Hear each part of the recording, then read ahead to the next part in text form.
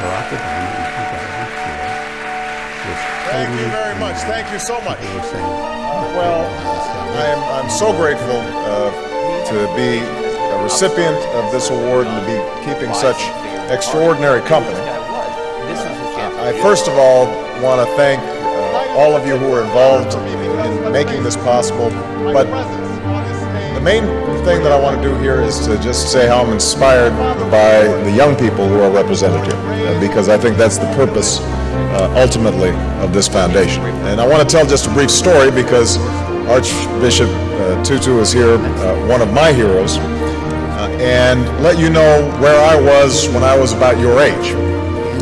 I'm really dating myself now, although I'm also dating the Archbishop, because back in 1979, I was a freshman in college at Occidental College in California, and I had had a somewhat rocky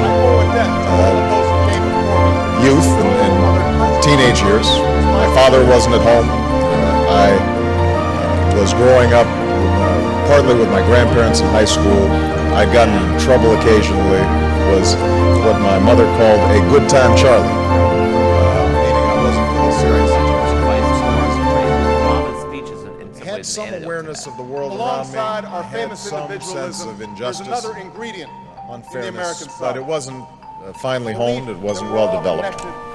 And I remember in 1979 arriving as a freshman and doing what freshmen do, trying to figure out what courses are and trying to change your study habits and trying to identify that food in the cafeteria, what it is.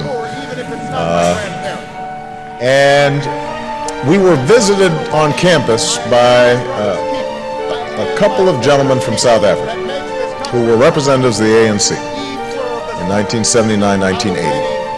And they spoke about their efforts to overcome apartheid.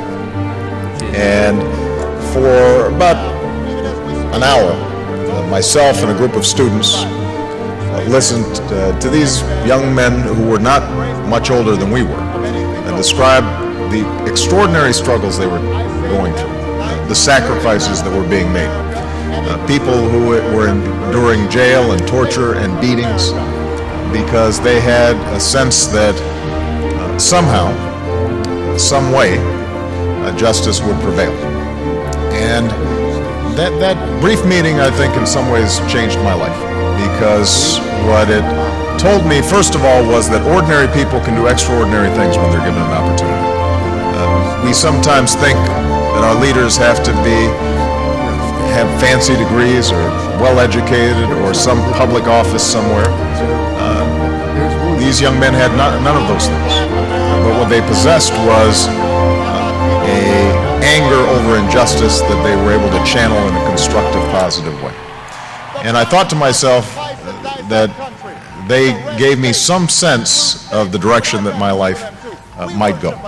And so I became active in the anti-apartheid movement on campuses. And I'm not sure we were particularly effective. As I recall, Occidental College continued to refuse to divest despite the various protests that we organized as students. I transferred to Columbia, and there was similar resistance on Columbia's campus. But over time, I like to think that I was part of that mosaic that applied pressure and ultimately helped those in South Africa achieve the extraordinary liberation that I would witness almost 10 years later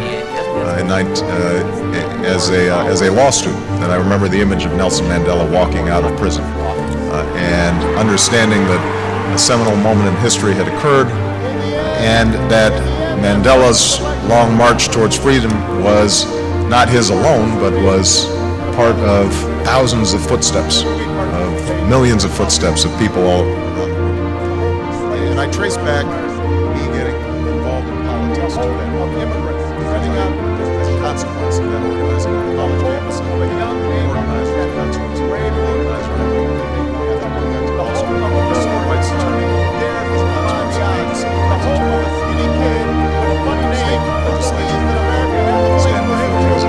United States Senator and as a candidate for president.